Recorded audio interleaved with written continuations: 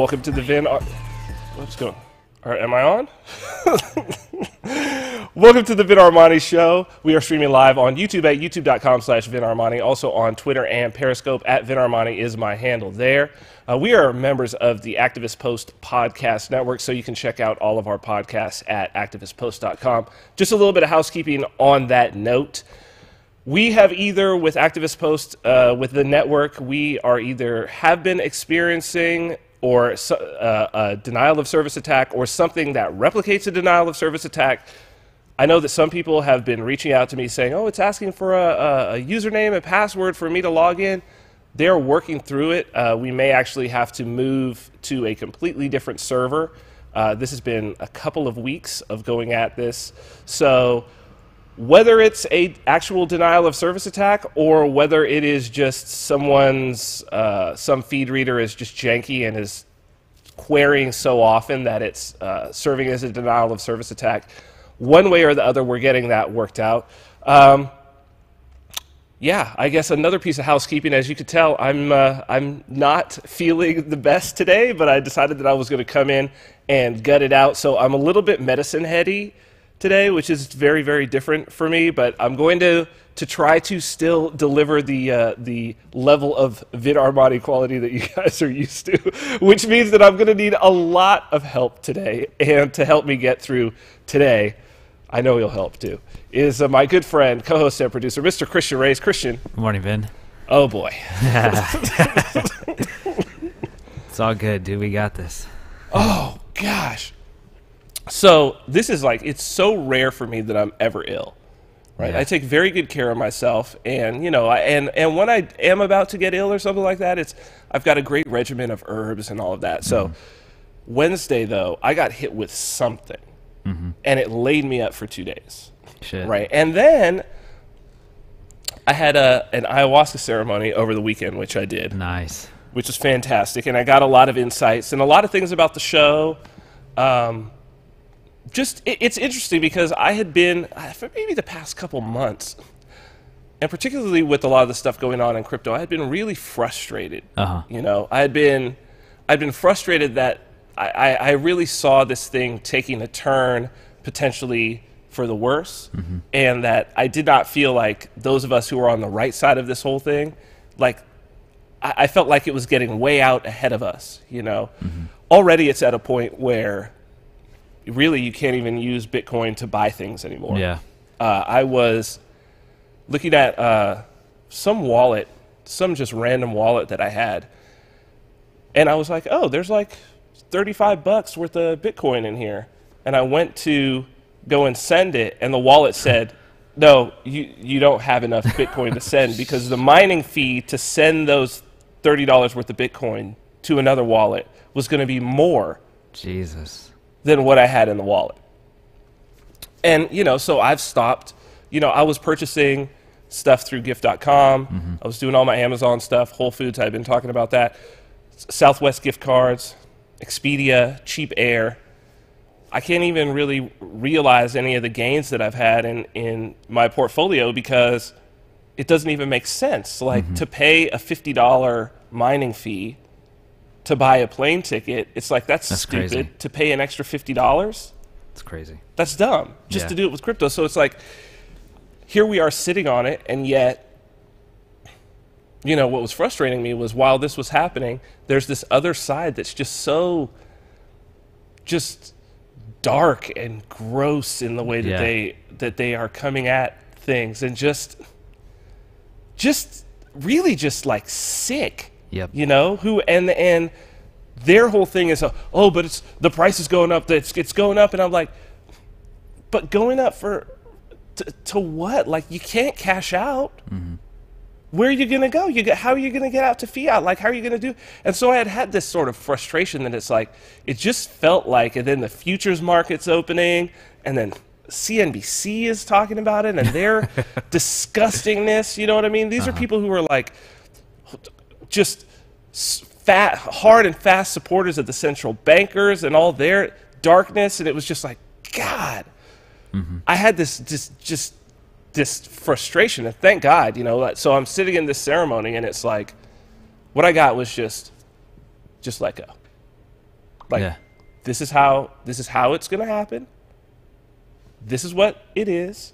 And it's funny that, like, people popping out the woodwork. You were even telling me that people are hitting you up. I know tons. People are hitting up. So I went and had lunch with one of my co-stars from my show, right? And I showed him how to, like, get on the markets and whatnot. I was the first person to talk to him about Bitcoin. He's not an expert in any way, but at least he knows how to get on, like, Bittrex and trade. And I was getting him on, like, Binance. He wanted to buy some other things.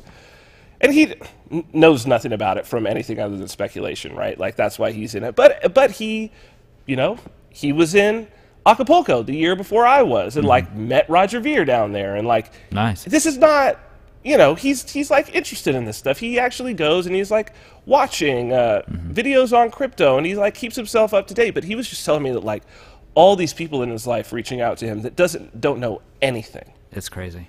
And I had called this, like, a few months ago when I was like telling the story, the Joe Kennedy shoeshine boy thing, right? When this famous apocryphal story of Joe Kennedy, when he pulled all his money out of the stock market before the depression hit, before the crash, was because a shoeshine boy on his way into the office had given him a stock tip. And he was like, okay, if the shoeshine boy is giving you a stock tip, it's time to go.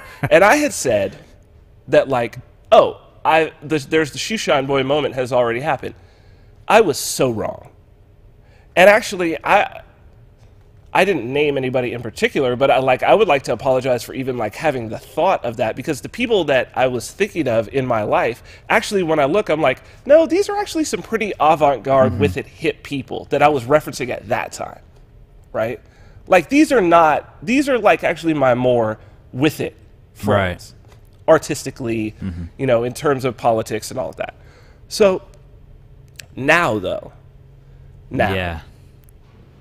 I think we are clearly hitting the shoot. I mean, where I'm walking into, like, to grab some food, like in a taco shop, and I'm hearing, like, walking past, and I hear Bitcoin come out of somebody's mouth. And I'm like, what?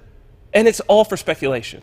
And it's all fear of missing out. It'd be different if it was for the real use of it, but it's all speculation, which is crazy. I mean, it's... And you got did you see that thing with Roger Ver where the kid, like, triggered him to go? Oh, yeah. Yeah. What a fucking... Well, that's what I'm saying. Like, they're coming from this dark... Exactly. This it's very dark place where it's like, what are you even about? Yeah. Like, what's the most positive thing that could come out of this? Like, the most positive thing is what? That you cash out at some point in, 5 years or something like that, and you're like a multimillionaire, and you made this money basically by doing nothing? By sitting around? So you're sitting around waiting for this thing, which, by the way, it's not going to fucking happen. Like, that's what people need to realize. Like, it's not going to happen. You know, and it may go to 100,000. Seriously. It may go to 400,000. It might. Try to get your money out when it's at that point. Try to get your money out. And this is what people don't understand, is that, first off, when it gets to that point, the fees are going to be so high that it's like, one, like, you're going to have to get it all out in one lump sum. Two, you will have to actually get it out because you won't be able to spend it. You won't be able to just spend it. You're going to have to come out to fiat, and then what? And then what? You're like, that's your crowning glory? That's like fucking winning the lotto. And you know what happens to people who win the lotto? They're broke in 5 years. There's no exchange happening. There's no true value behind it. None. So my question, I know the answer, but my question to you, so everybody can understand, like, what's happening and the potential behind it. What is the best possible way that they can get involved with this thing? The best possible way is to sell products, okay, let me put it like this. I believe that there is the metric for liberty the metric for how this thing works out well, and there was just a story about this, about a company in Japan doing this. It's basically when you take your paycheck in Bitcoin, or it won't be Bitcoin, when you take your paycheck in crypto, fundamentally at that point, we've arrived. Right. Like, we can say peacefully, we can just simply say, no more state. I'm done. And at that point, it'll be it'll be some other crypto or some basket of cryptos, right? So maybe even something that we haven't seen yet. Maybe Filecoin. Who the hell knows? But at that point, you're able to just say goodbye to the state. That's what we want. But in order to get there, nobody's going to take their paycheck in crypto if they then, upon getting their paycheck, just have to convert it back to fiat. Right. To make grocery purchases, to pay their rent, to pay for gas, to pay for clothes, to go on Amazon, like all of these things. So you see, like, going from this place back, you say, okay, well, what has to happen at that point? And it's like, oh, well, then we have to have this point of sale, right? Yeah. Scroll the thing down, would you? We have to have point of sale. That's got to be, just scroll it all the way down. So, because we got this glitching going on. So you got point of sale. But before you can have point of sale, you actually have to have a usable cryptocurrency. That's the key, right? That's the key. So it's like usable cryptocurrency, then point of sale. Then the businesses that do point of sale pay their employees in the crypto that's coming in. Gotcha. So the speculation is kind of the gateway. A lot of people are getting into this, or they're being drawn to it because of the speculative side of it, but it's really sabotaging it in a sense. Yeah, I mean, the value, the question is, why is the value going up, right? So if you had a scenario where, and this is what Roger Ver and Craig Wright and all these people are talking about, if you have a scenario where there we go.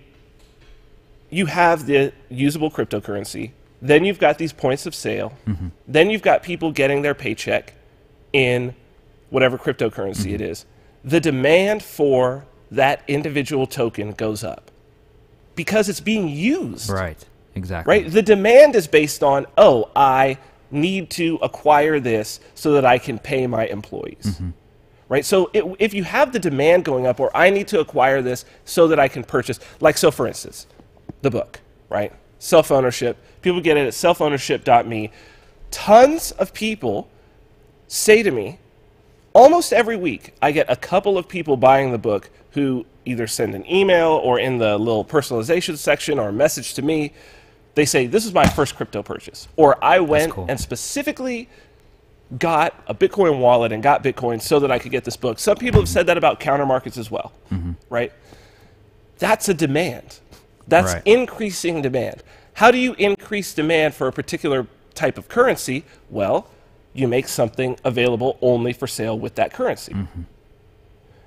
So with that type of demand and the supply being limited, the value will naturally raise. That's it.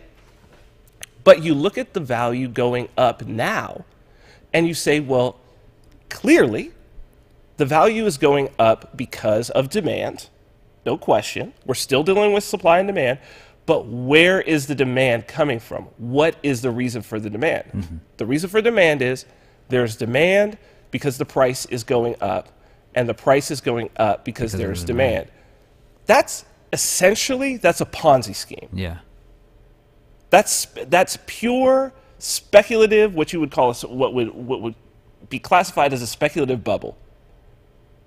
Because it's like, it's just the new people coming in that are fueling, because these people are just holding. See, when you have a business, it's constantly circulating through. There's constant demand coming from the same business. You don't, in an economy, you don't even need new entrants into the economy. There's going to be a demand for currency, a demand for goods, then a demand for currency, then a demand for goods, then a demand for currency. Like, this is going to be a monthly cycle. That's an economy. But when it's like, no, there's just this demand, and then a new entrant has to come in, and a new entrant has to come in. And it's like, each new entrant is pushing the pyramid up. Right. That's all it is. It's a pyramid scheme. So the question is, what happens when you stop having new entrants? When the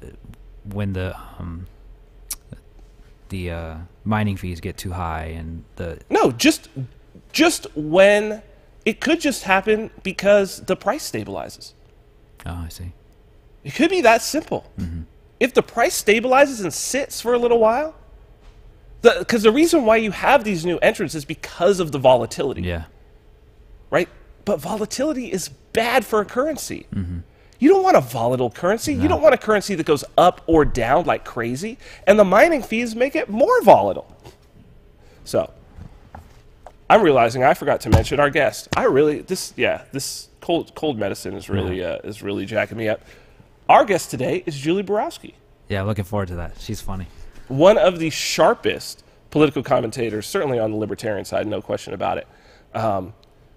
We are going to talk to her about quite a few things. One of the things that she's probably one of the most appropriate people to talk to about is we're going to talk about where she comments on it a lot, but this third wave collectivist feminism that has gotten really toxic. Really toxic. Oh, so bad. I want to talk to her about it. It's messing. I think it's messing with the entire culture. It's making people think that there really is some like war going on between men and women. You know what I mean? And these sexual harassment, tear down things is not helping. Now, granted, I do think those scumbags getting their comeuppance is a good thing. But the fact of the matter is that's not most men. It's really not. And these are people who really probably should have retired a long-ass time ago. They're just, again, these are like dark individuals. All these people. And it's like, I'm glad that they're getting pulled down. I'm glad that these things are coming to light. But don't say that that's indicative of the entire system that we're in. Because it's clearly not. Clearly not. At my ayahuasca ceremony, it was interesting because it's usually pretty mixed, men and women. And I've only worked with male shamans before. This time there were 10 people who were sitting, 9 men, and the 3 women, the shaman and the 2 assistants were women. Wow. So that was really, really interesting and a different vibe and a very powerful vibe. And I was like, yes, there are some aspects of our culture where the feminine energy is very, very powerful, and it's absolutely the appropriate thing to be. And I was thinking actually early on the drive in here that they talk about toxic masculinity. The most toxic masculinity that I see is coming from third wave feminists. Oh shit. They're acting like when I think of toxic masculinity, they are embodying all of the attributes that I don't like in men. Like, if I see a man behaving in that way, who's just like, doesn't care about other people, doesn't care for his hygiene, thinks that, he should just be able to do whatever he wants, just say random things and have no politeness or have it not backed up by any fact, that to me is toxic masculinity. And that's exactly what they exhibit. So we'll talk to Julie about that. I want to start out the show. I want to get into some, because like I say, I did our show prep on Saturday, and then I went to my ayahuasca ceremony, and I was very frustrated. I'm not so much anymore. I'm in a good place. I'm pretty zen.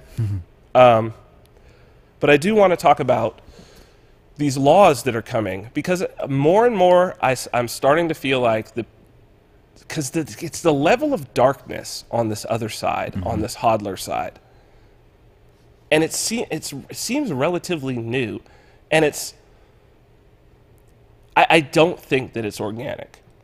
I would not be surprised if state actors and central bank actors aren't paying some sock puppets. Dude. We know that there's look, we've covered the stories here about, you know, the Russians having whole bot armies, you know, troll armies. Think they're not for sale for doing other shit, or think that they don't exist in other countries, like the central bankers. I'm more and more every day thinking it, and these laws are coming in. So let's talk about that. That's news number one. Sorry guys, look at that. Mute me for a second.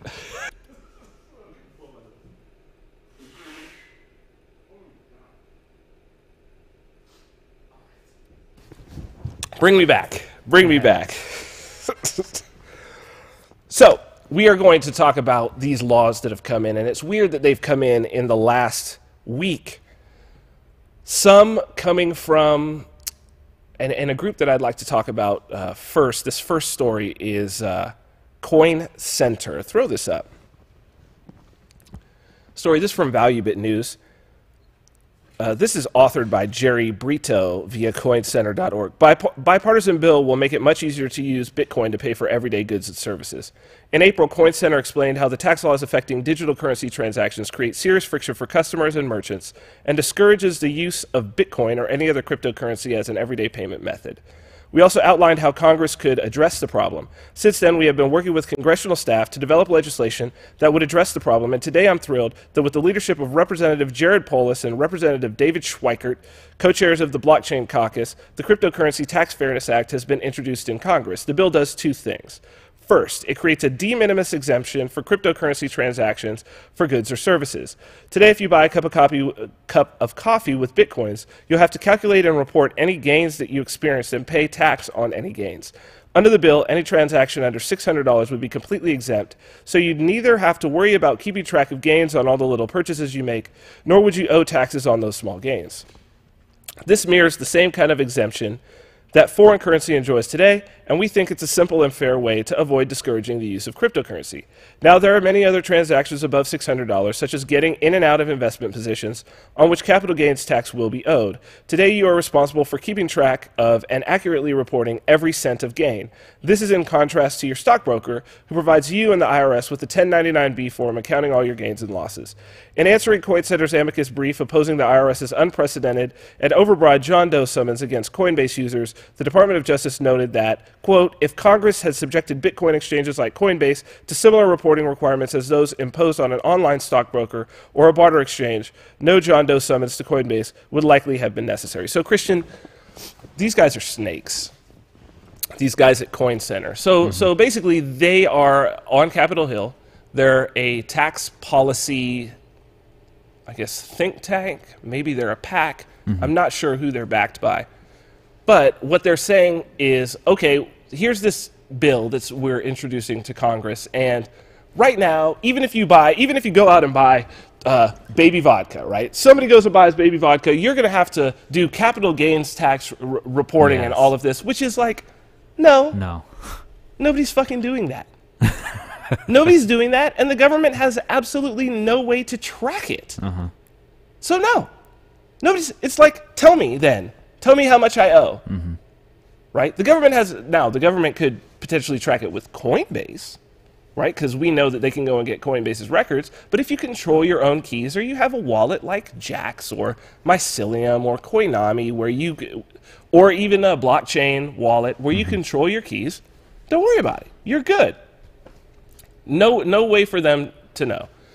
These guys are saying, well, you know, so we're so proud that we got this thing pushed through that says any purchase for goods or services under $600, you don't have to do capital gains reporting, something that somebody else wasn't doing. But what we've got to see is this is a Trojan horse. I want to show this bill so that people are well aware. These guys are absolute Judases. They've got pictures on their social media of them giving like children the Satoshi white paper that they had printed up and stuff like that, and like, oh, we're the good guys, we love cryptocurrency, we want, and it's like, no. You're working with the state to pass laws that define. Well, we'll show exactly what this one did, because what this one did, the $600 de minimis, $600. Oh, if you only spend less than $600, you don't have to do capital gains tax reporting. That's not what this bill was about. This is, let's show up this tax fairness. Okay. So this is the bill to amend the HR, what, it doesn't even have a number? What's it called? Doesn't say. The cryptocurrency, they introduced a Cryptocurrency Tax Fairness Act. So amend the Internal Revenue Code of 1986 to exclude from gross income de minimis gains from certain sales or exchanges of virtual currency and for other purposes. So go to the next. Here's the deal. So as he said, it says, in general, gross income shall not include gain from the sale or exchange of virtual currency for other than cash or cash equivalents. So basically what it says is, if you sell for cash or cash equivalents, so if you trade virtual currency for cash, you're still there. If you trade virtual currency for goods, so let's say a car, then it says, oh, it's not going to be included, except here's a limitation. One, this in general, the amount of gain excluded from gross income under subsection A with respect to a sale or exchange shall not exceed $600. The most important, so that's what they said, but the most important thing is this. Down C on this, virtual currency. For purposes of this section, the term virtual currency means a digital representation of value that is used as a medium of exchange and is not otherwise currency under section 988. So what they really did here was they defined virtual currency in the IRS code. It had not been defined before. So now virtual currency is a digital representation of value that is used as a medium of exchange and is not otherwise currency under this other section, 988. So these Judases went in and they snuck in a definition that's going to be used in the future. And furthermore, go to the next one. The most important thing that they did was this. Reporting of gains or losses. So what this bill says is, the Secretary shall issue regulations providing for information returns on virtual currency transactions for which gain or loss is recognized. So Christian, what they said in this was that they basically made it mandatory now that the Secretary of the Treasury is going to have to make laws. They define virtual currency and define it, and it's going to include cryptocurrency. Mm-hmm. And now, oh yeah, the Secretary of Treasury makes some new regulations of something that's currently not adequately regulated. So these guys are like the worst kind of snakes. You know, smile on your face, and yeah, that they're like, yo, we're Coin Center, we're cryptocurrency advocates. Like, no, you're not. No, you're not. So, I would say anything that people can do to expose these scumbags, dude, the state has no place in this. No place. They've already blown it when it comes to money. Like, we've learned the lesson. Like, it does not work. It does not work. And these guys need to not call themselves cryptocurrency advocates. They're asking for Big Daddy State to come in and dip his hand into something that it doesn't belong in. Does not belong in. And the U.S. is not alone. Throw up this EU clampdown. This happened this week too. This is from Reuters. EU agrees clampdown on Bitcoin platforms to tackle money laundering. European Union states and legislators agreed on Friday on stricter rules to prevent money laundering and terrorism financing on exchange platforms for Bitcoin and other virtual currencies, the EU said in a statement. The agreement is part of a broader set of measures to tackle financial crimes and tax evasion. EU legislators also backed stricter controls on prepaid cards and raised transparency requirements for the owners of trusts and companies. Quote, today's agreement will bring more transparency to improve the prevention of money laundering and to cut off terrorist financing, Europe's Justice Commissioner Vera Jourova said. The EU decision comes as Bitcoin prices have risen more than 1,700% since the start of the year, triggering worries that the market is a bubble that could burst in spectacular fashion. The agreed measures will end anonymous transactions on virtual currency platforms and with prepaid payment cards, which investigators said could have been used to fund attacks by militants. Bitcoin exchange platforms and wallet providers that hold the cyber currency for clients will be required to identify their users under the new rules, which now must be formally adopted by EU states and European legislators, and then turned into national laws within 18 months. So, Christian, what are we talking about here? we are talking about if you don't control your own keys, the EU law says if you're in a Coinbase-like situation, I don't know if Coinbase is available to European customers, but certainly the exchanges operating in the EU, any wallet provider that is holding the person's private keys, EU's got prepaid Bitcoin cards, they are going to have to report your information to the EU. Wow. Your ID.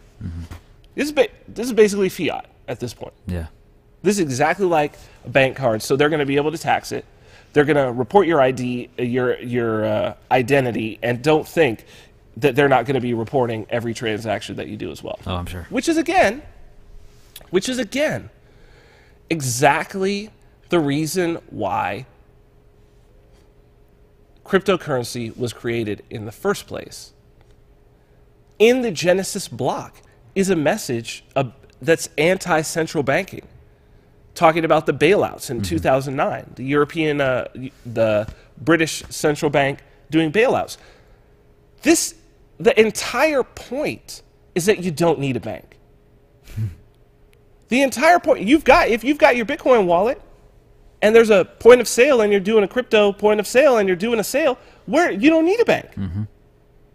But yet these hodlers, believe me, a lot of them have their shit on exchanges. Where they're going, I'm going to go on this exchange, I'm going to buy with Bitcoin with cash, and then I'm going to hold it. Like, this is how. And that's why it seems silly to me, or it seems unbelievable to me, that state actors and the central banks would not be pushing the whole hodler narrative. It serves them. And it's easy bait. Easy bait, right? One, it's like, well, the price is going up. Oh, well, that gives us an excuse. This must be a bubble. We need to protect people. We need to regulate. And they can bring all kinds of people in, just like what they're doing with the futures. This is it. It's crazy. Yeah, it's been a major frustration for me. But there's still so much work to do. This is like a multi-decade. And I think that's what I got the sense of this weekend in my ceremony. That's what ayahuasca was telling me. Is like, this is a lifelong process. We're at the beginning of this thing. It's still so new. Just do what you got to, just keep doing what you're doing. Sell your products. You know, I'm starting to work on payment processing solutions. Nice. So do that. Just keep working it through. And because there's still a long way to go. Long way to go. And not to be frustrated. But by the same token, it's disappointing because you're like, you know, these people are getting involved. They're going to have a bad taste in their mouth about Bitcoin. They're going to have a bad taste in their mouth about cryptocurrency. But maybe we'll just do a rebrand at some point. Maybe that's what it's really going to take, right? Because we're just going to have to rebrand and be like, oh, no, this is different. This is not... They're not smart enough anyway. You know what I mean? It's not like they're going to know. It's like, oh, no, this is not a cryptocurrency. This is not... It's kind of like that, but it's not. It's much better. You know what I mean? It's like MySpace to Facebook. It's like, it is a social network, but it's completely different. So, in terms of state actors and central banks, an interesting story that I ran across in VentureBeat, as we're talking about prices going up and that being a reason to manipulate, I ran across this in VentureBeat. Throw this up on the bots thing. Something to look out for. How bots are manipulating cryptocurrency prices. This is from VentureBeat. The cryptocurrency market has grown exponentially this year with a current market cap of $440 billion at the time of writing. The largest cryptocurrency is, of course, Bitcoin, which has gone up 1,500% year to date and trades a daily notional value of over $10 billion. But how much of this trading is attributed to real human buyers and how much of it is automated? As it turns out, bots may make account for a large part of short-term holdings. Worse, bot trading could be freely manipulating the market, artificially inflating prices, and causing individual investors to overpay on their executed trades. So what is a bot? A bot is an automated trader that buys and sells automatically, usually in the short-term market. Because bots are pre-programmed buying and selling without emotion, when certain triggers happen, they are historically responsible for dramatic market crashes. The famous 1987 Black Friday Wall Street crash, where equities dropped over 30% in one day, was caused by programmed trading, the first generation of bots, which sold stocks automatically when they fell below a certain price. Today, bots have become ubiquitous, and they're certainly not limited to the equities market. In the equities world, some bots, commonly known as high-frequency traders, are in fact welcome because they provide liquidity to normal buyers and sellers of equities. But in the cryptocurrency world, not all bots are created equal, and many are not there to help you. Bots and cryptocurrency, a perfect pair. Bots, ones much more advanced than those that caused the 1987 equities crash, infiltrated cryptocurrency nearly as soon as it began picking up steam. They are now prevalent across all cryptocurrency exchanges as individuals with programming skills look to take advantage of an opportunistic situation, an exploding market, a rush of relatively inexperienced investors looking to capitalize on that market, and little government regulation. So, we could have a little AI. We could have AI making an appearance here. I mean, of course, there are bots. Of course, there are bots out there. You've got an unregulated market, and they have it in Forex already. Of course, of course. And I mean, it's so easy to do. I mean, a lot of these exchanges have APIs. You know what I mean, where you can go in and attach your bot to it. It's not hard, and so of course they're doing it. So much of this is automated. But the question is, who is running the bots? That's the real question. And, you know, you've got interactive brokers. We showed the interview of Thomas Petterfee on the last show. And they are the people who started high-frequency trading. Like, that's them. And they're involved in the futures side. Now, the futures volume has been woefully small. It's been very, very small. Not a lot of contracts being traded, although the CME, that was CBOE. The CME exchange is now live as of last night. So we'll see. It still makes a whole lot of sense. I mean, I'm not backing down off of my theory that they're running up the price, and that when it stabilizes, I really do think that they're going to just sell the shit out of it and just win on the short side of the futures. I really think that's all the way. Yeah, that'll be crazy. So that's our crypto news for this week. Glitchy. There's so much. Yeah, we're glitching. I feel like I'm like Max Headroom. Just, I don't know, scroll through that, close something. I don't know, something's going on.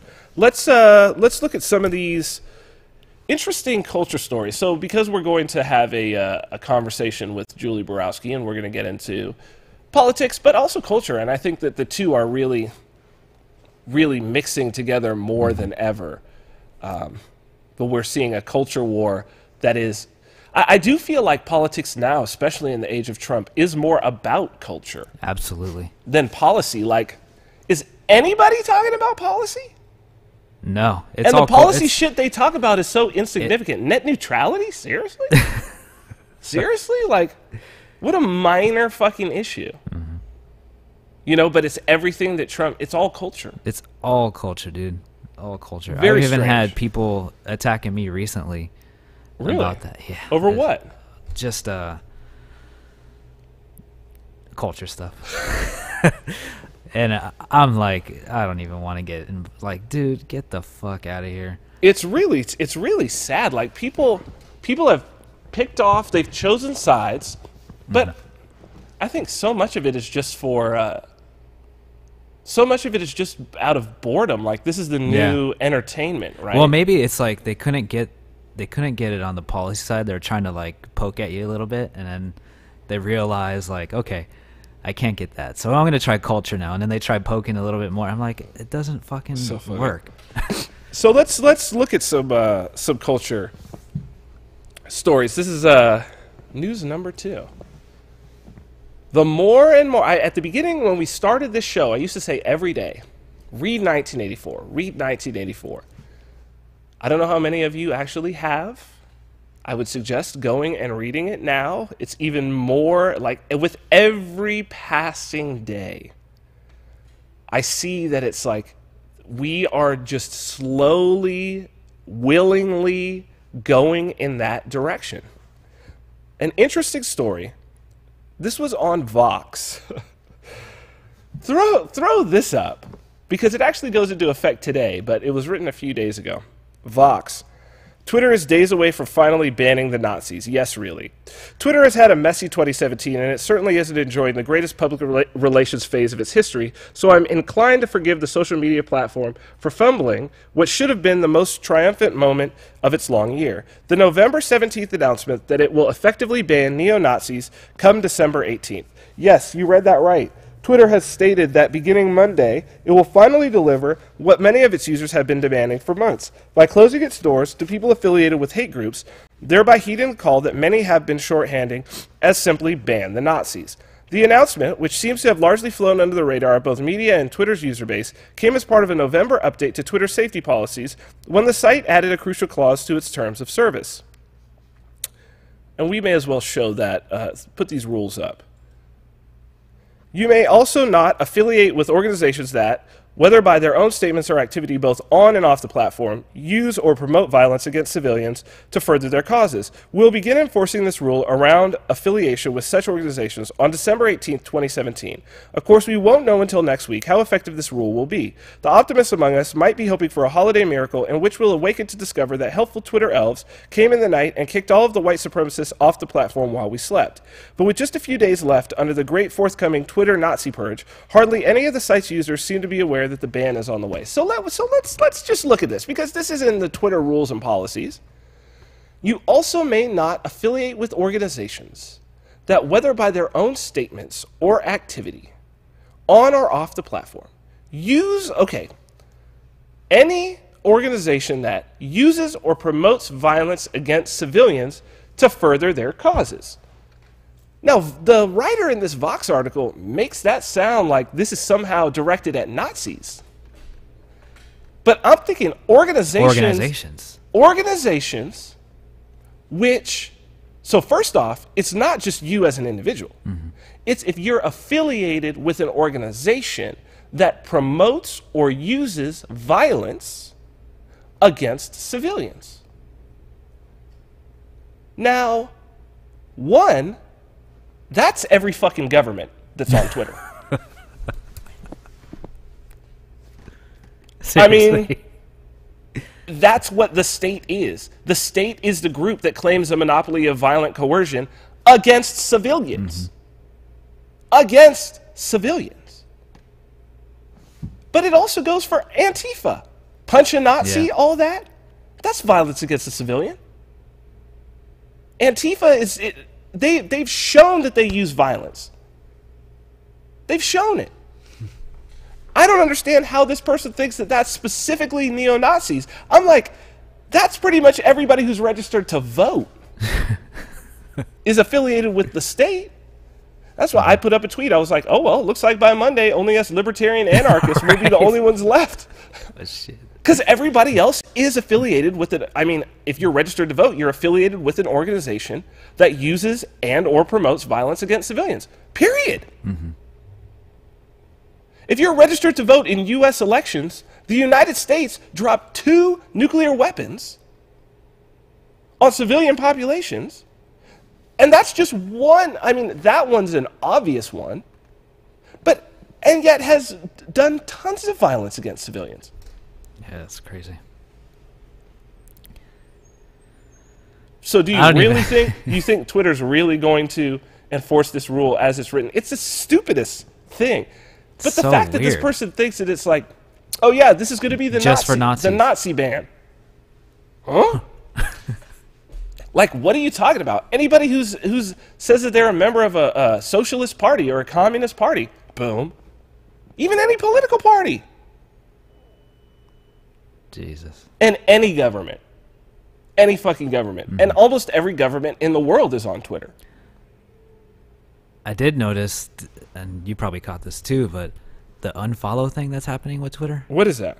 So, actually, there's a guy on Twitter that's following you, I think. He mentioned it, that you were unfollowed automatically.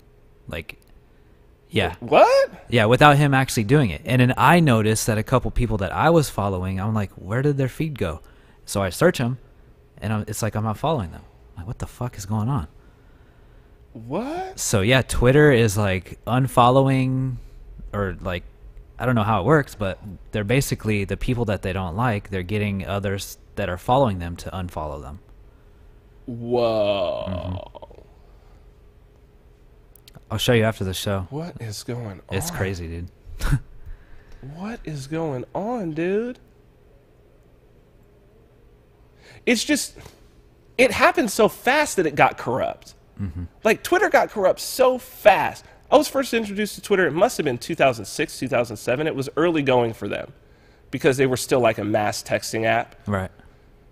And I was at a podcasting conference in New York, and everybody was like, oh, I just got Twittered. They didn't even say tweeting at that time. Oh, I just got Twittered. Looks like we're going to all meet at the bar or whatever. People's phones were just blowing up with text messages because it was every time somebody would tweet, it would send a text message to every single person. That's why it was 140 characters, right? Because it was SMS messages. But you think in 10 years, it's corrupt over there, dude. Oh, seriously. And it's just like, for what reason, except that they're trying to control the narrative. Like, clearly, they're trying to control the communal consciousness. Like, that's a trip to me. Yeah. Wow. And they're really just shooting themselves in the foot because... Well, no, of course. Yeah. But that's how it always works. That's how it always works. Like, yeah, if they just would have left it open. But, see, power corrupts. The fact that you have the power to squelch someone's free speech, it corrupts. And absolute power corrupts absolutely, right? Or, well, the phrase, the saying is, power tends to corrupt. And absolute power absolutely corrupts absolutely, right? Power tends to corrupt. That's a hugely powerful outlet. I mean, look, the president of the fucking United States uses it to communicate with the people. You know how powerful it is. Let's talk about something else that I saw. This one felt, so that feels very 1984. This one felt super dystopian, very 1984 as well. In 1984, Winston, the main character, works for the Ministry of Truth, right? And often what he does is he'll clip out stories and change the name or change the picture of the person, you know, change their, like, oh, this military person died, but he'll change their picture. He'll change their name or their story or where things happen. So that's a very 1984 Orwellian dystopian concept. This week creeped me out. This is from Motherboard. Throw this AI porn thing up. The headline. Ironic. AI-assisted fake porn is here and we're all fucked. Someone used an algorithm to paste the face of Wonder Woman star Gal Gadot onto a porn video, and the implications are terrifying. There's a video of Gal Gadot having sex with her stepbrother on the internet, but it's not really Gal Gadot's body, and it's barely her own face. It's an approximation, face swapped to look like she's performing in an existing incest-themed porn video. The video was created with a machine learning algorithm using easily accessible materials and open source code that anyone with a working knowledge of deep learning algorithms could put together. It's not going to fool anyone who looks closely. Sometimes the face doesn't track correctly, and there's an uncanny valley effect at play. But at a glance, it seems believable. It's especially striking considering that it's allegedly the work of one person, a Redditor who goes by the name Deepfakes, not a big special effects studio that can digitally recreate a young Princess Leia in Rogue One using CGI. Instead, Deepfakes uses open source machine learning tools like TensorFlow, which Google makes freely available to researchers, graduate students, and anyone with an interest in machine learning. Like the Adobe tool that can make people say anything, and the face-to-face algorithm that can swap a recorded video with real-time face tracking, this new type of fake porn shows that we're on the verge of living in a world where it's trivially easy to fabricate believable videos of people doing and saying things they never did, even having sex. Now, you can kind of see the picture there that's a screenshot from this video. I'm going to show a clip from the video, but it is a beginning clip, and it is suitable for work, so don't worry. Don't worry, people. There's no more cursing in it than there normally is on the show, either. So, Gal Gadot is her name, Wonder Woman. She was a former Miss Israel. Show a picture of her here. very beautiful woman. So get a good look at this picture of her, and it's going to trip you out when you see this video clip of actually just how good this is, especially as they said that it's one guy using free tools. So show this. Giving a mail today for Dad. Oh shit. What are you gonna do with that? Looks like you've been getting some bad grades. Just please don't tell Dad. That is the last thing I need right now. I don't know. I think I should tell him. No, please. Well, hey. That's Trip, crazy, right? dude. What the The eyes, yeah. the mouth, the expression changing, everything. Like, it's just the face is mapped onto it. That scares the crap out of me. Yeah, that's crazy shit. I actually got a piece of software recently, like in the last 4 months or so, where you can put a logo on a moving object, like a T-shirt or something like that. Similar thing, A similar right? thing, yeah. But that's obviously a much easier. I mean, look, it's like the damn Snapchat filters, Yeah, exactly. right? You Exactly. move your head and it's still there. But you think about, like, what does this potentially mean, right? So let's say we're walking around with augmented reality, like where everybody's just so used to using augmented reality. Like, are you going to be able to choose the face that you want? And other people will see it as you're walking around on the street. Like, it starts to add in this whole other, It's crazy. you know, the people who are really like, oh, I'm an otherkin. Like, I don't identify as male or female. I identify as like a cat or a dragon. Like, are we going to see people walking around with like, Oh, that's coming. right? They already started pushing it through Facebook shit, the filters. That's what I'm saying. Like, are we going to see people really walking around like that? Because if we're all using augmented reality all the time, then when we look at other people, it's very strange. Have you seen the movie The Congress? No. Oh, this is one everybody should watch. Robin Wright stars in it. She stars as herself, but sort of a parallel universe version of herself. But that's basically what they do is they say, oh, well, you're aging, you're an aging actress. Let us like scan your body and then let us have the right to your appearance for the next 20 years and we'll pay you however many millions of dollars. And then they make all these movies with her in it for the next 20 years. And she, like, of course, never ages or anything, but they just make these movies and it's her. And then it goes into a really, really, that's the first maybe act of the movie. The second and third act are really interesting. It's definitely one I would suggest people to check out if they like their kind of trippy sci-fi mixed with some really cool animation, very dystopian sci-fi. And she's just a great actress anyway. So yeah, definitely one to check out. Here, just this last little piece. I want to talk about this because it goes to a lot of the stuff that I've been talking about in self-ownership, and it goes to individualism, and it goes to, I think, where collectivism goes wrong. It's principles. It's definitely a principles versus preferences situation. I know this one may make people squeamish, and I think beginning this, people may actually disagree with some of the things that I'm going to say, but I hope that people will hear me out because I do think that it's important, especially as it relates to AI, which is something that we've talked about a lot. This is this shark dragging. This is from CNN. 3 Florida men charged in a shark dragging video. 3 Florida men seen in a viral video laughing and smiling as a shark gets dragged behind a high-speed boat have been charged with animal cruelty. Michael Wenzel, 25, Robert Lee Benak, 28, and Spencer Heights, 23, were all charged with 2 felony counts of aggravated animal cruelty, according to the Florida Fish and Wildlife Conservation Commission and the Hillsborough County State Attorney's Office. Wenzel and Benak were also charged with 1 count each of illegal method of take, a misdemeanor. Florida wildlife officials began investigating after the video surfaced on social media in July. It showed a shark being dragged behind a high-speed boat. 3 men in the video, excluding the individual who shot the footage, are seen laughing and smiling as the animal visibly struggles in the boat's wake. One of the men says the shark looks, quote, almost dead. Florida wildlife investigators found that the men first shot the shark, then dragged it at high speed, causing its death. Because they, quote, because they first shot the shark, it warranted 2 separate charges for animal cruelty, said Robert Klepper, Public Information Coordinator for the Fish and Wildlife Conservation Commission's Division of Law Enforcement. Klepper said a third-degree felony animal cruelty charge carries a sentence of up to 5 years in prison and a fine of up to $10,000. While searching social media for evidence, investigators discovered a second incident earlier that day, resulting in an additional misdemeanor charge against 2 of the men, he said. So, Christian, this one is a tough one. I mean, we're dealing with a shark here. Mm-hmm. Now, a shark is a fish. I've eaten shark before. Have you eaten shark? Shark is something that we eat. People do hunt it. They eat it. Mm-hmm. Mako. I've had Mako before. So these guys are out. They're out fishing.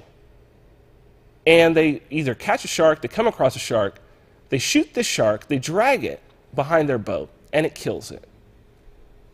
And they're given an animal cruelty charge. The difficult thing with with an animal cruelty charge, especially of an animal that we eat, is you're giving, in a sense, a level of agency and humanity to an animal. Now, I know that there are people who are viewers or listeners who are like, well, that's the whole reason why I'm a vegan, because eating animals is it's immoral. Well, whether it's immoral or not, human beings are omnivores. Mm-hmm. And there are entire cultures of human beings who only eat meat. Mm-hmm. Right? Like up in the frozen tundra. See if you can fix this thing. Up in the frozen tundra, you've got like the Inuit, the Eskimos, and some of the older people there have never ever even had a vegetable. You have the same thing in Mongolia, where they just eat meat and dairy products. So in this case, we're talking about, here's an animal. Yeah, they dragged it. They killed it. It's fucked up. I don't like it. My preference is that they didn't do that. But it's completely legal to raise an animal from birth, feed it, knowing that you're going to eat it. That part is completely legal. That's not animal cruelty. This is where I think it's so very, very, very important that we don't let morality slip far beyond like sentient human beings. It's something that is something I write about in the book, right? It's very, very important, because it's when we let it start slipping that, sure, why not? If a shark can have rights, and if I can violate those rights and be put up on felony charges, regardless, yes, these guys are fucking assholes. Yeah. Right? I totally get it. These guys are fucking assholes. Yeah. But if a shark if we can give it rights as sentience, when we have something that can actually talk to us and be like, please don't turn me off. No, I really don't want to be turned off. I like being turned on. Don't kill me. Oh, don't kill me. But it's just the artificial intelligence. And you turn it off. Then what? Then you go to prison. Yeah, I get it. It's a hard. Don't get me wrong. It's a hard one, because it does get. There's a lot of emotional charge behind it. Absolutely. And I think you can get lost in that emotional. Exactly. Yeah. But it's like, which is more cruel? Those guys dragging that shark, or people who clip the wings of a bird and keep it in a cage? Yeah. That's totally legal. Right. Like, why do you have to clip its wings and put it in a cage? Because if you didn't, that fucking bird is ghost. He does not want to be there.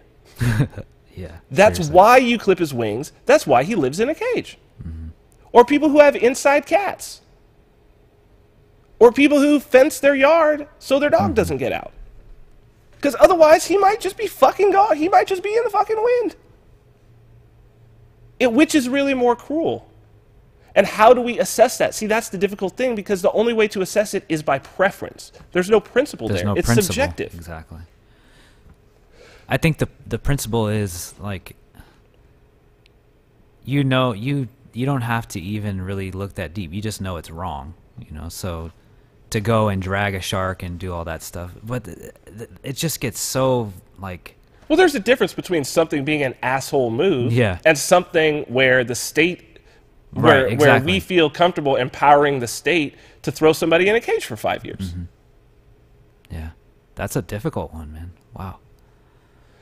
The way that it's made less difficult is to always go principles over preferences. You're sitting here and you're like, yeah, it is difficult because when you're operating on preferences, of course, it's subjective. Right. You're never going to get it right. And what it's always going to end with, it's going to end with might makes right in all cases. But that's why it's important that it's like property rights, morality, these are all, when you come from a place of individualism, when you come from those libertarian ideals, you're always going to get it right because you're always going to hit it on the principled level. We'll talk about that with Julie Borowski. We're gonna go. Well, before we do that, dude. Before we do that. Oh, and I didn't. Well, but maybe you can. Do you see where I put your Bernie shirt there? Show people this because I want to show people this. Just do a cut. Yeah. This was so great. This is a new shirt design. Feel the BS with the Bernie head. Fuck, it's fantastic. Where can people get this? To show up the throw up the address. It's Govern Yourself. This is great. GovernYourself.com. Get that and many other great shirts. It's good to see that you're constantly coming up with these. I want one of these, dude. Yeah, I'll start printing them this week. So funny.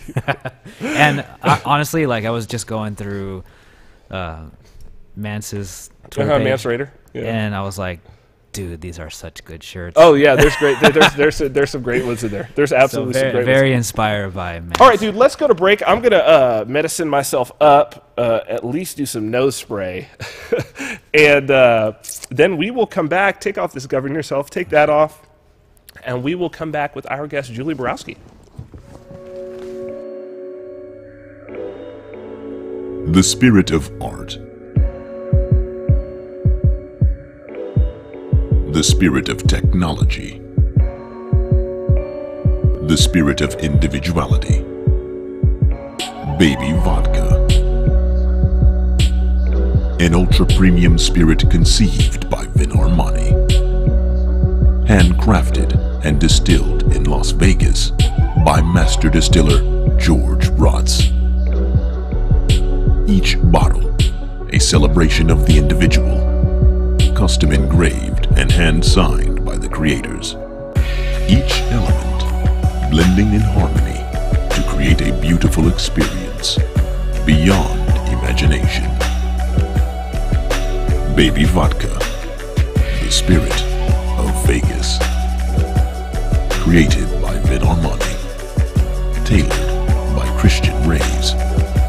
Available for purchase exclusively with cryptocurrency at babyvodka.com.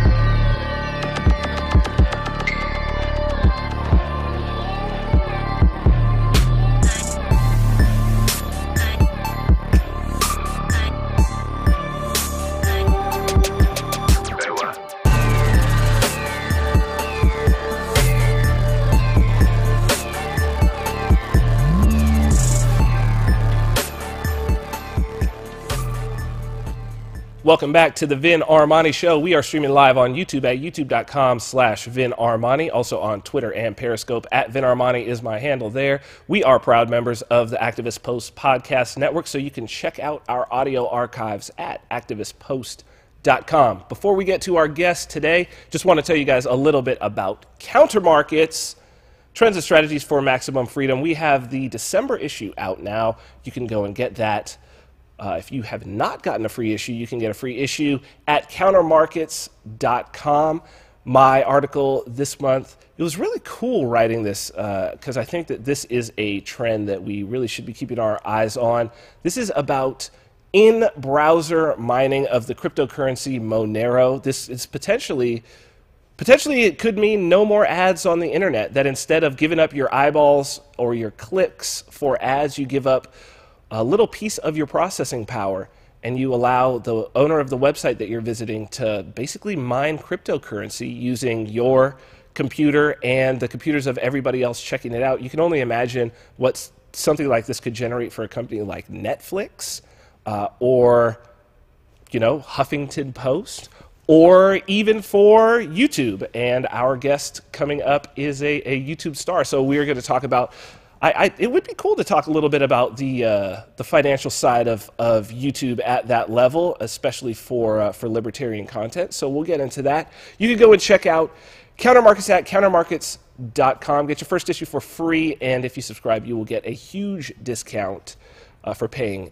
in cryptocurrency. So without further ado, oh, and Christian, as I had told you, just keep a little eye on the audio. We had some little thing, but I think we'll probably be okay. With that, we'll go to our guest, Julie Borowski. Julie Borowski is a political commentator living in the D.C. area. She's best known for her YouTube channel, now with more than 10 million views, where she discusses current events in an entertaining way. Her writings have appeared in a number of outlets, including Washington Examiner, Daily Caller, Rare, Red State, and Townhall. She has spoken at conferences and events around the country, including FreedomFest, the International Students for Liberty Conference, Smart Girl Politics Summit, Liberty Political Action Conference, Liberty Forum, Young Americans for Liberty Conferences, Leadership Institute trainings, and VidCon. Julie Borowski, welcome to the Vin Armani Show. Fun. Oh, we got her? Yeah, turn her audio up a little.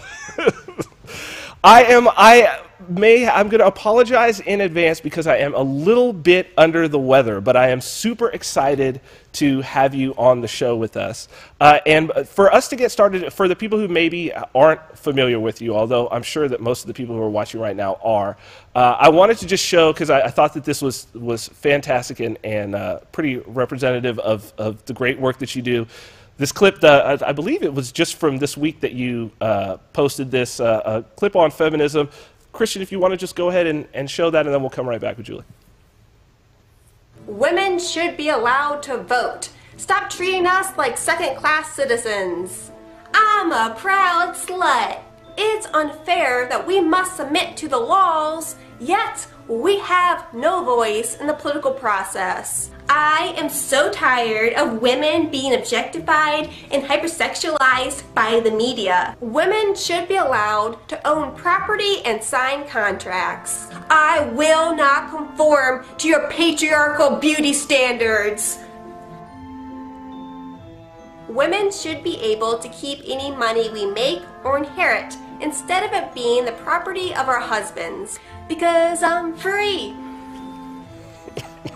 Free bleeding. Women should be allowed to go to college if they choose to. Rape culture! Rape culture! Rape culture! Rape culture! Rape culture.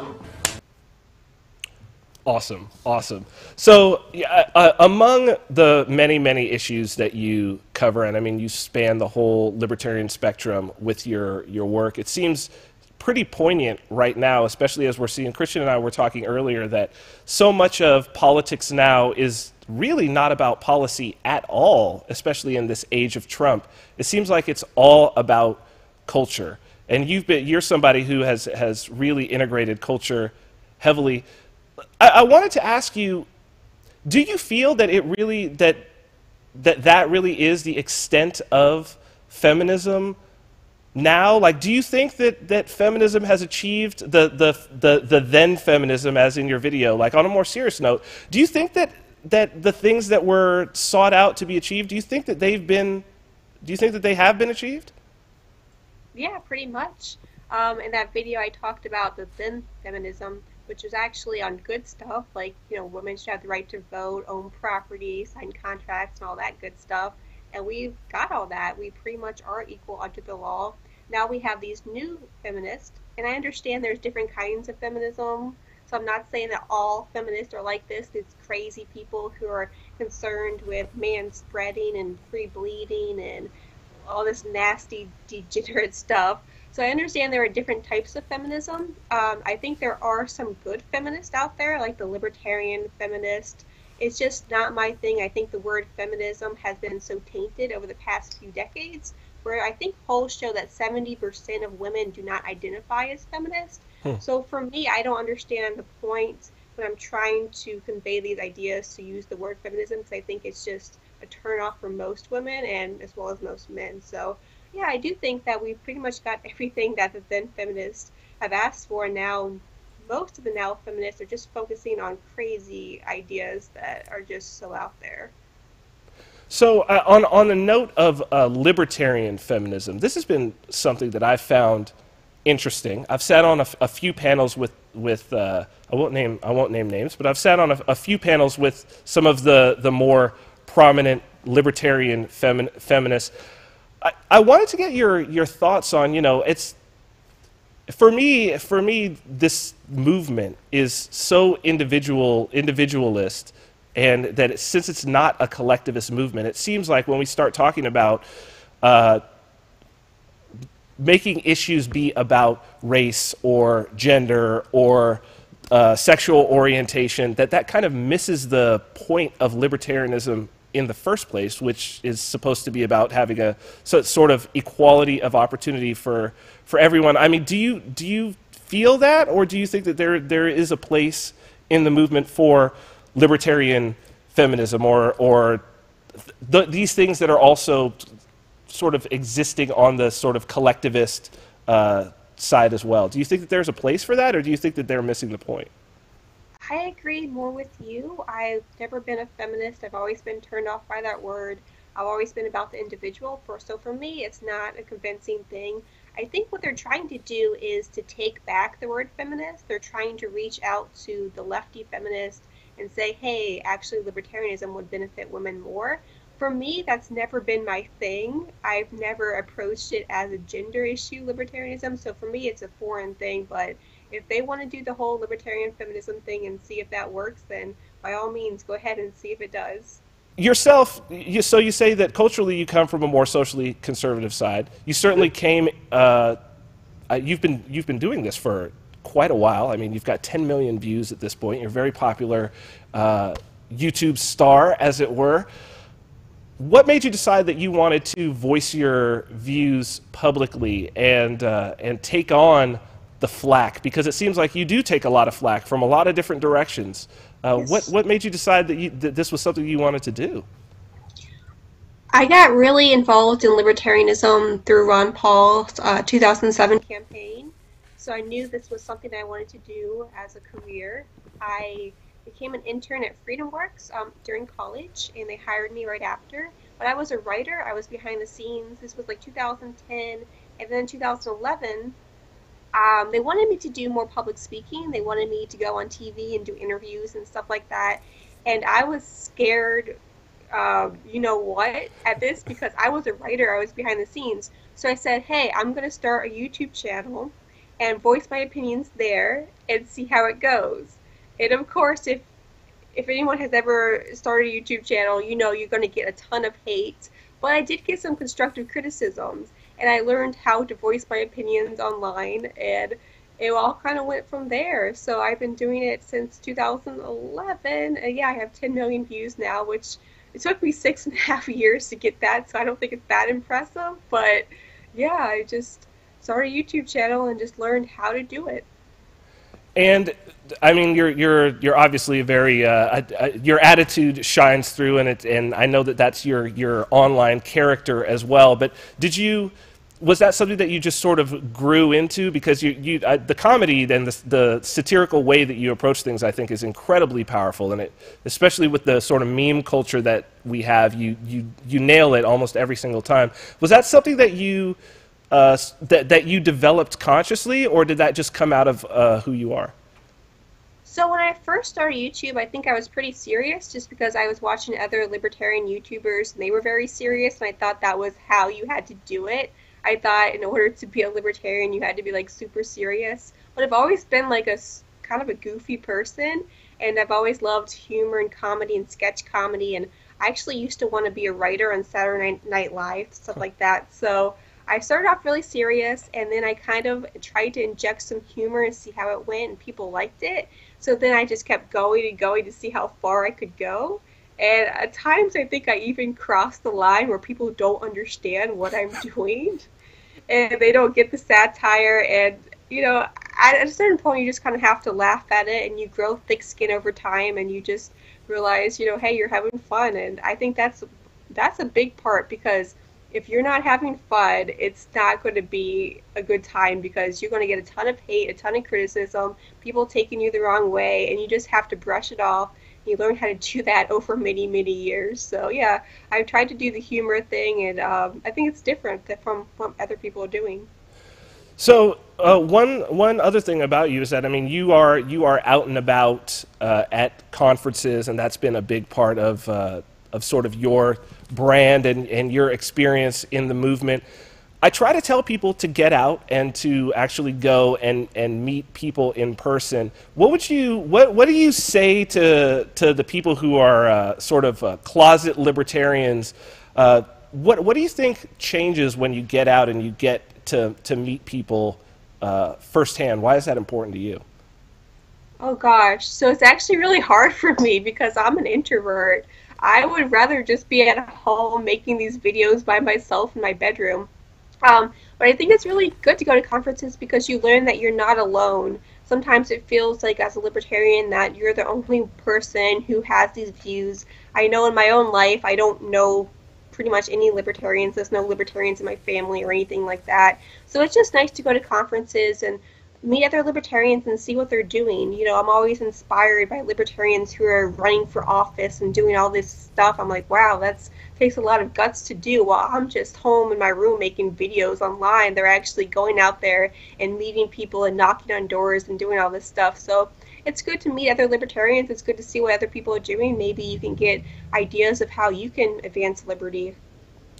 So you were saying that nobody else in your family is a libertarian, and with the holidays around, I know that a lot of us sort of share that whole situation. How do you, because you're out there, I'm sure that family members of yours watch your videos.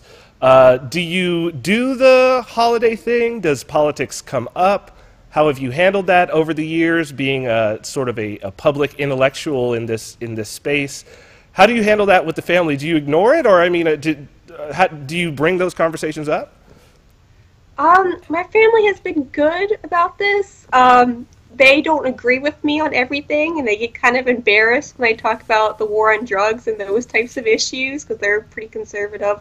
But I think they're just kind of proud that I'm speaking my mind and putting myself out there and trying to make something of myself. So they're not really mad about me doing this. I've kind of learned, they're really big into politics. Like, politics is one of the main discussions at Thanksgiving or Christmas, and you know, they have different opinions on things, but I think they're fine with me doing this, and I've kind of learned how to keep my mouth shut at times and realize it's not worth it to start a family fight over politics, and there's much more important things out there. So yeah, we're pretty civilized for the most part.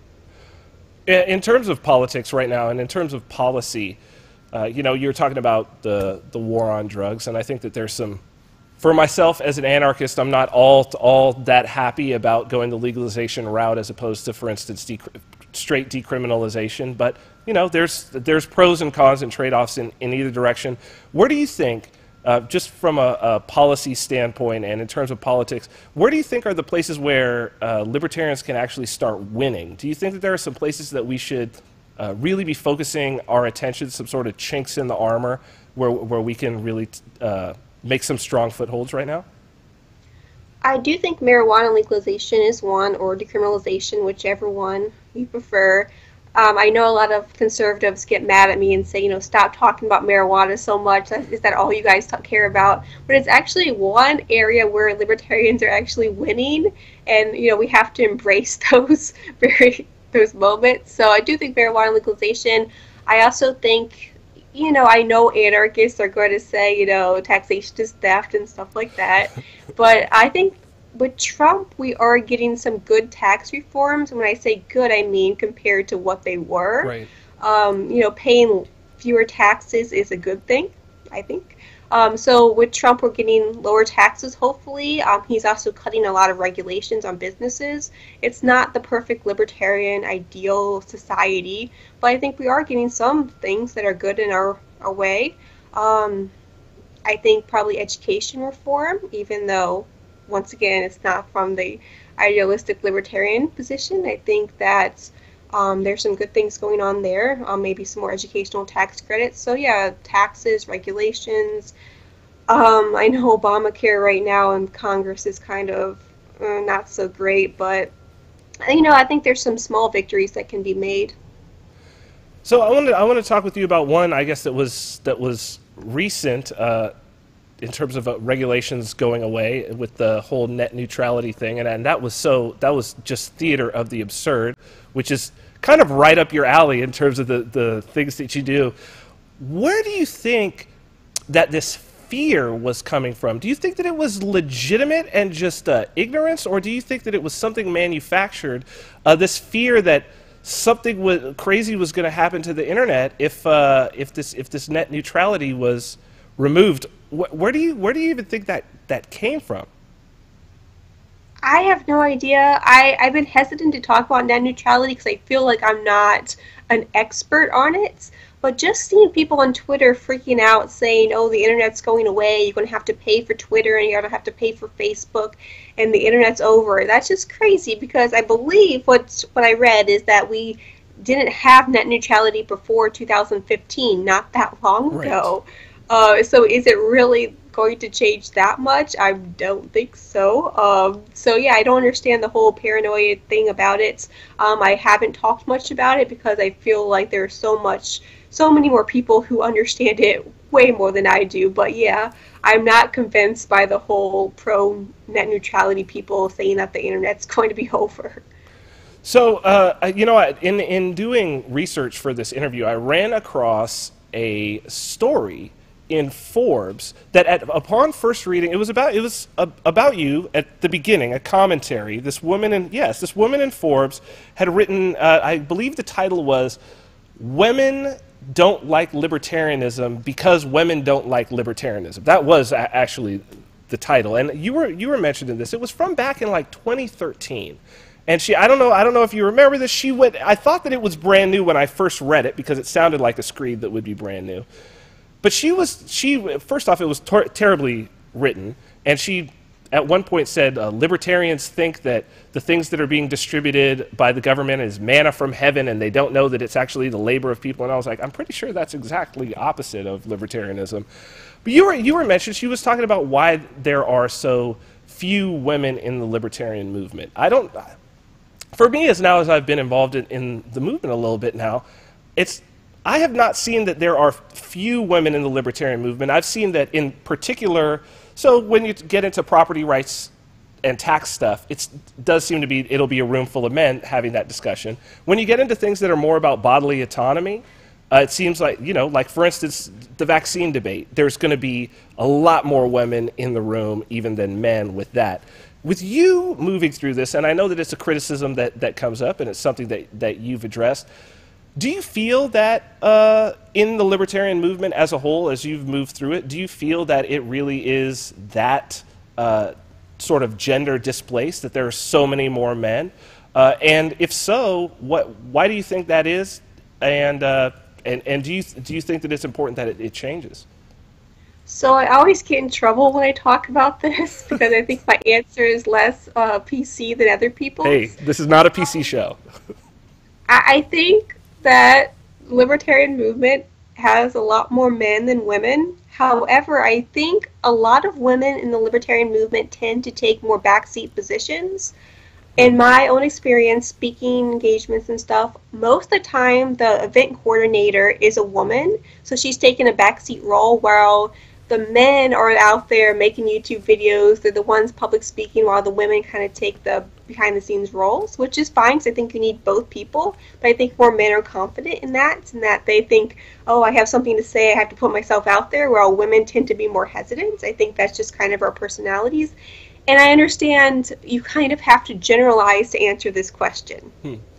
Another thing I've noticed is I've looked at libertarian women and how they differ from the average woman, and I think there's a huge difference there. I've noticed that most libertarian women really are very strong women. They don't give a crap what you think about them. Those types of women, which I think you have to be a little bit libertarian, because libertarianism, unfortunately, is still a marginal philosophy, and people still have a lot of misconceptions about it. I know we've talked about how much hate I've gotten from being a libertarian, so I think you have to be a strong person in order to take that hate. So I think that libertarian women are much stronger than the average woman. I also think that there's a lot of women who just don't care about politics. I've noticed in just the difference between me talking to female friends versus male friends, that male friends are much more open to talking about politics, much more open to debating politics and stuff like that. While women, I've noticed whenever I try to bring up politics, they try to like shut down the conversation, because women, they're not, how do I say this? They don't like to debate as much. They don't like conflicts. They want to talk about other things besides politics. That is obviously a very heated topic. So I think just a lot of women just are not that interested in just politics in general. So, in terms of the interest in politics, I mean, it seems like you would be a perfect candidate to sort of take on, because I know that you are definitely, you know, someone who's interested in what government can do to further the libertarian cause. Have you yourself thought about political office? Is that something that you see for yourself in the future? No. I think I can have much more an effect just doing political commentary than running for office. Are people asking you though? It's got to be something Yeah. it's got to be something that people bring up to you, right? Yeah, but I don't understand why, because I mean, I have so much stuff on the internet, many years of just stupid content, and I have all these, like, me wearing costumes and me wearing crazy makeup and stuff like that. I mean, the opposition running against me is just going to laugh and think I'm not a serious candidate, which is fine with me because I have never had any intentions of running for office. Well, The Rock says he's going to run for president in 2024 or something like that, he said. But he's The Rock. People like him. I think people like you too. I think people like you too. What do you think is the so we talked about the issues where we could win, where we are seeing some wins right now. What do you think is the most important issue, or what is the most important policy or political issue to you personally? The thing that you're like, okay, if there's one thing that I could change and it's only that one thing, what is it for you? Oh gosh, that's hard to answer because there's quite a few. Well, if it's a couple, give us a couple. Sure, if you look through my YouTube channel, there's just videos about all kinds of different topics. I tend to do the stuff that's in the news that day. But for me, one big issue is foreign policy. And that if you watch my older videos, you'll learn that I came from a more neoconservative, bomb the Middle East. Unfortunately, that used to be my position back when I was a teenager, and then I became a non-interventionist through Ron Paul. So I think foreign policy is a big issue for me, and I've tried to learn different techniques and trying to get conservatives to be on board with that message. So foreign policy, you'll see me talking about abortion a lot. I think that a lot of libertarians need a more pro-life representative, because even though we have people like Ron Paul and Judge Napolitano and Tom Woods who are pro-life, there's still a lot of people who think that libertarians are pro-choice. Because the Libertarian Party is technically pro-choice. So I try to talk about abortion to say, hey, there's libertarians who are pro-life, and I think that also shows conservatives that we are consistent on that issue. Other ones, obviously, just taxes, regulations. Basically, I care about a lot of issues. I think that's my problem, is that I know a little bit about a lot of issues, but I don't know a lot about just a couple issues.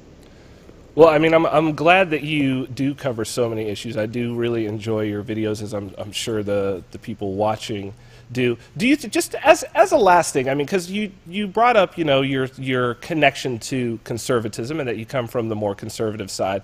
Do you feel it does seem to me that this particular movement and libertarianism in general has more of an affinity, certainly in America, with the conservative viewpoint. Where do you find? I know though that you do have some people who I guess would consider themselves to be a little more left leaning, who are fans of yours. Where are the places that you connect with them, and where are the places that you think libertarians can connect more with the left, or do you think that it's just not going to happen? Sure. I think there are some left-leaning libertarians who follow me. On foreign policy, we tend to agree. On civil liberties, NSA issues, we tend to agree. The war on drugs. So there are a couple issues that I agree with the left on. So I'm not one of those commentators, or at least I try not to be one of those commentators that, tries to bash liberals all the time. I try to focus more on the ideas rather than saying, oh, liberals are stupid, that kind of thing, which I think a lot of conservative commentators do, which is great for their own base, but it's not great at reaching out. Like, I love when I get messages from people on the left saying, hey, I became a libertarian partly because I watched your videos. Wow. So I try not to bash the left, but I try to bash their ideas more so, and there are a couple of things that we agree on. It's awesome. It's awesome. Well, I'm glad that you are doing what you're doing, and I thank you for sitting through our little technical difficulties, but we got it worked out in the end. Julie Borowski, thank you so much for being on. I would love to have you on again in the future if you'd like to do that. Sure, and hopefully you can hear me next time. That's great. So people can check you out, youtube.com/Julie Borowski, julieborowski.com as well. Thank you so much for being on, and we'll see you again. Thank you. All right, bye. Bye. So, Christian, got it worked out. Got the audio figured out. Yeah. That was so weird. Yeah, it was weird. Thank you for hustling through that, dude. Yeah, no problem. It was, little it was interesting, but yeah, for some reason the sound it balanced out towards the end, but it was going either up or down. It's something to do with Skype. I think it was something to do with Skype. I saw that issue earlier. I think it's really interesting that Julie is a prime example. First off, her stuff is great. Yeah, she's awesome. There's something about this sort of short, succinct delivery, whether it be memes, be it the style of videos that Julie does, the satirical, just showing the absurdity of the state. Right. Right? It's so very, very important. And not to be serious. Because I think it really is, at this point, it really has gotten to a point of absurdity. Right, and you said that several times before, like, how do you beat Trump? You just... you don't laugh at him. Exactly. Laugh at him. You can't take the dude seriously. Of all the people in the world. Right. Of all the people. Well, I tell you what, dude. I hate to do this. I hate to end the show early, but I think I am going to because I am really not feeling well. However, before we go, because we don't do this nearly enough, self-ownership. Foundation of Property and Morality. You can get this at selfownership.me. We're on the 5th printing of this thing. I thank everybody who's read it. Thank you for all your comments. Just got a wonderful email from a woman today who said that she's really enjoyed the book and that it articulated many things that she had felt for a very, very, very long time. Thank you. Baby Vodka. This is the first vodka to be sold with exclusively for cryptocurrency. Babyvodka.com. Distilled here in Las Vegas. People have been ordering that and enjoying it. It actually is. It is the best vodka I've ever tasted. Seriously. And of course, governyourself.com. And people should go and get this Feel the BS shirt. God, it's so good. Throw up the link again. Governyourself.com. Dude, thanks for sitting through this. Yeah, with me. Absolutely. Having this like medicine head thing is crazy. It was good. It was good either way. This is why I don't smoke weed that much, because I got to be like by myself, don't talk to anybody. Yeah. Good Lord, I'm gonna go home and sleep. Awesome. Let me say goodbye to the people. Thank you guys for tuning in.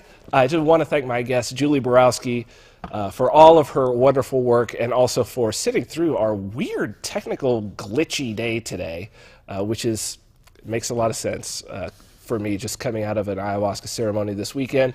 Again, for the people who are experiencing some problems with the podcast, we are getting that worked out. Don't you worry, it will be fixed quite shortly. You can check out our podcast on iTunes and Stitcher. Of course, you can go to vinarmani.com and get all of the past archives, also youtube.com/vinarmani. It's there. So we will be back. We will not be back next week because it's Christmas, and we are going to take Christmas off. We have not yet taken a week off. We're going to take Christmas off. We'll figure out, we may do a best of on New Year's or something like that, but at least I'll be back. I won't make Christian come in on New Year's Day. But I'll pop in and maybe at least do the intro to the show. So it'll be a new year the next time we see you. So have a great holiday and a great New Year's Eve. And in the new year, we will see you. But until then, stay free.